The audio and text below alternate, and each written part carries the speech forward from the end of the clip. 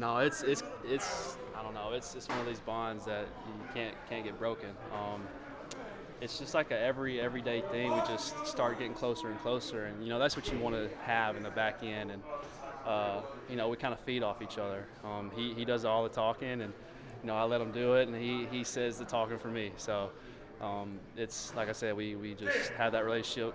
Everybody kind of just runs off each other, and we have fun with it. So how do the personality dynamics kind of interlink? I don't know. I feel like we're both kind of just people that just mesh with everybody, and it's what you got to have. I feel like that's the right type of personality to have on this team, and I feel like everybody on this team has that because everybody just likes you. We play the game with everybody. When we leave here, so it's cool. Like I said, everybody just meshes together. So. I've seen him after games a few times, icing you up a little bit. What are those? Yeah, I'd rather wear his jewelry than go buy my own. So I'm fortunate enough to let him let me wear it. So no, I got to get Cooper on the wagon too. I got to tell CD to give Cooper some stuff. But no, that's just cool. Does that rapport kind of help on the field? Yeah, absolutely. I mean, if you have a bad relationship off the field, you're not going to do anything on the field. So like I said, it not just us two. I mean, it's with everybody in the secondary, everybody in the defense and offense. We have this bond that I don't know. It's hard to explain. I guess people can see it rather than us explain it. So that's where I'm going to end with that. When you were a rookie, I know you got your first chances to start when he was out. Was he really helpful during those? Yeah, absolutely. 22 was a great year, and we had a lot of guys in our room that wasn't selfish, and he was one of those guys, man. Like any questions, like he's always giving me tips now, and that's what you want to have. We have a lot of selfless guys in our room, so that's why we're doing what we're doing right now. We got to keep it going and just trust each other. And but yeah, man, he's still amazing, man. I think what staff 38. I'm 38. He fights like 37, 38 years old right now. 36. Yeah, he did come on at 20. So yeah, I thought. Yeah, 36 years old, man. As you see, his arm still look like it's 25, 22 years old. So he's still slinging that mud. So, man, shout out to staff, man. Still holding it down, man. At the quarterback position, still playing at elite level. I think he's arguably still top 5 quarterback in this league. Now, I know a lot of guys be up here with MVP numbers, but arm talent and the smartness and reading coverages and all that kind of great stuff, staff is up there. Well, you said on Fox Sports 1 that this defense this year is more balanced than 2022's defense. How much more effective can that make you guys going forward in the long run? I mean, I don't know how much effective it can be. I'm just saying, I'm just comparing as in like, just because I just know how strong our D-line was at that time. We had, like I said, we had guys that had, I think 4 or 5 guys had over 10 plus sacks. That says a lot. Right now, I'm just saying we still got a great pass rusher, but it's just a balanced pass rusher, a lot of guys that can, guys winning their one-on-ones and all kind of stuff. But I don't know, just like as it could go. It's just that I just feel like it's a great team, talented, very, very talented, man, younger. That guys that just get out there, but I just feel like this team is more balanced in all areas. So what is it taking for Quinyon to face some of the top competition he has and not being overwhelmed by it? What's the second? What does it take for him to not be overwhelmed by it? I mean, it just takes confidence in making plays. Because one thing I know, he's gonna be prepared mentally, physically, because of the fact that coaches he do a great job taking care of his body, and coaches prepare him well enough to make sure he's ready to go. And I do my job and my duty to make sure he's ready to go as well. So we was always be prepared for him, man. All you gotta do is just go out there and execute and have fun doing it, and that's what you could tell he's doing right now is having fun, playing smart, playing fast, and like I said, he been elite, man. He should be rookie easily, defensive player of the year. Yeah, he should. That should be easy for him. While he has certainly proved himself so far through 10 games, he's really young. Yeah. So. Well, he's old. He's old. I call him old. He's an old rookie. Old, young. What is his ceiling? Because obviously he has many more years ahead of him. It's unlimited, man. He got a talent that could just really just blossom real great. But like I said, I just told him to keep working on the little details because at this time right now, what you're playing at elite level, they're gonna expect that all the time. I told him as a rookie, I wouldn't compare that as just being elite at this early. I happened that to my second to end of my third, second to going into my beginning of my third year. That's when I became like a guy. I like, hey, you got to maintain this every year. So anytime it goes a slippage, they go just, gonna be something talked about because you set the ceiling so high for yourself. And he's prepared for that, and he's ready for that. As long as I'm playing, and definitely if I'm here, I'm going to make sure he's ready for that. And I know if CP here, whoever here's with the staff will make sure he's ready. Nick said that he highlighted your story during the team meeting. Yeah.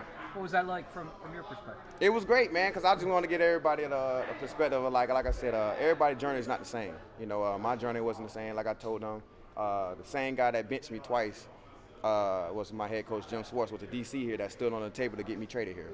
You know what I'm saying? So obviously saw the growth and everything. So yeah, man, it was a great story. I had to just share. They shared it with the team, man, just because I like everybody in this game go through a lot of adversity, and if you play the cornerback position, that's when it comes in at a lot. That's when you got a lot of adversity because you got to always jump to the next play. And I've been in that position early in my career with a lot of adversity and had to find a way to get out of that mud, and I did. How did that work? Did he bring you up to the front of the room and? He called me, and then I shared the story with him. Then we picked the plays out because I showed him some. Like, it's crazy how good my memory is to it because I remember every play I played. I gave him detail after detail after detail, and he really just found every play I explained to him, and all the whole process. It was like crazy. So it's like, damn. And it just reminiscing. And that's what I usually go back to when I'm in, like, it just never been in a slump, but more like whenever I just feel like, all right, Slay, you got to get right. I like, Slay, you've been worse than this, way worse. So it just always put a smile on my face, like, let's get after it and go out here and go compete. Another thing you said about Q on FS1 when you spoke to those guys on the facility, you said that Q is not friendly on the field. Yeah, right? You're friendly on the field. I'm friendly. I'm not friendly. I'm just cool. Like, I don't start drama. I don't disrespect nobody in a disrespectful way. But like, if you don't say that to me, I'm not gonna say that to you.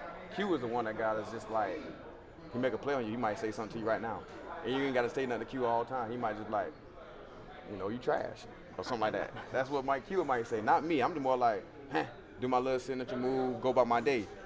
But Q might be like, you're trash. and then go about the next day. So that's how it is with Q. But it's funny, man. If I say he's the same personality, but Q is probably I'm the funniest on the team. He might be the second funniest on the team. So that's what makes it crazy. Like, we the same, but we just total opposite when it comes to competing. Well, when it comes to that, I know you requested to have his locker next to you. Tell me about that. Why you went through that? Why you wanted him to be that close to you? That's how I got done as a young guy. I was right there with Glover Quinn. When I got drafted, they said, hey, make sure you take him on the wing. And GQ said the best thing for us to do is be locker mates.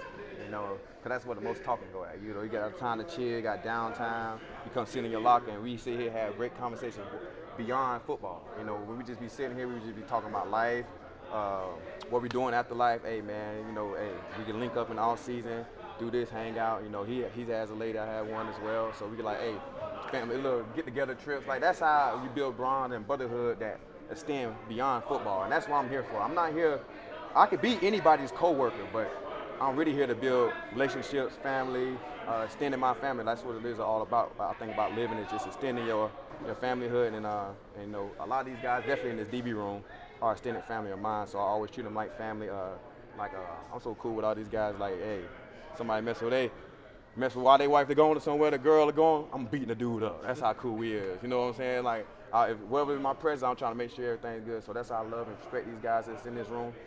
And that's what I do. I just want to always extend my family. So Q and Cup are kind of different receivers than maybe you guys have seen. Q has seen in this league. What kind of advice do you have for him? I'm not leaving. I just couldn't stand like that anymore. These guys are real good at making, real good after contact, after the catch, yak yardage. They tough receivers. I think it's the best receiver core as a blocking receiver core. That's really elite at running routes and playing receiver. Them guys get down and dirty. Like, there's no, you got guys that some guys just don't insert and block. All they guys can insert and block. You know what I'm saying? So that's the beauty of these guys. They really play all together, and they not shy no blocking, none of that. So some of the big time receivers, they don't do that. You know what I'm saying? If you watch football, they're not sending a lot of guys to insert. They hit a safety every play, but them guys will. How much has it helped having Reed and CJ on the back end with the other moving pieces in the secondary? Great, man. It's a stable piece. They've been playing together before, with Chauncey just coming back. So it's always just, great. They've been doing a great job back there, turning the ball over, making sure the communication good, and guys are still back there playing ball. Cute, get your locker bit out. Talking good about you. You're facing one of these top tier receivers. Like, what the mindset is going into a game like that? Each and every week's the same. Just want to go out, compete, be technically sound, and just read my keys. I saw you get a chance to talk to Richard Sherman a little bit on Thursday. Did he have any kind of words of wisdom, advice for you? Only thing he said was catch the ball. It's pretty good advice. Yeah, that's the only thing he said. I know that people have talked about you maybe pushing your name into the race for Defensive Rookie of the Year. Is that something that you've thought about? I seen it, but my main goal is go 1-0 every week. With team success come individual success. So I'm just focused about doing my job and just going 1-0 every week. Is that something you ever thought about, like even before the season, that you might have a chance to do that? Yeah, I know if I came out and just played hard and just did my job, stuff like that would come. But like I said, I'm just focused on going 1-0 every week. Have you heard some of the nicknames fans have come up with for you? Yeah, I've seen a couple. So what do you make of Guantanamo Bay? I like it. I think it's cool. Yeah, I think it's cool. What about San Quinyon? I ain't seen that. No, I ain't seen that one. So you're okay with Guantanamo Bay? Yeah, that's cool. Yeah, that's cool. Is that something you kind of wear as a badge of pride that fans are already coming up with like names for you? I appreciate it. So I appreciate it. Thank you. Appreciate it. You with him when he was at OU, and like how close? Do you realize how close he was to like not playing again? I wasn't really. I mean, I saw him when he was at OU. I knew he transferred, but didn't really get to really know him until I was here. I was a little bit older than him, but great person.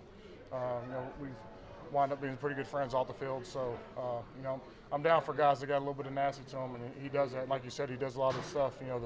The grimy work to set up people for big plays. So. Did you know how close he was to being a firefighter?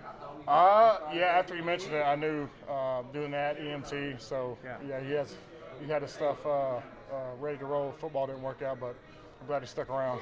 Thanks, Nick. We already had a firefighter here, right? Yeah, we did. I want to ask you about Nolan Smith, going against him and his progress and development. What have you seen?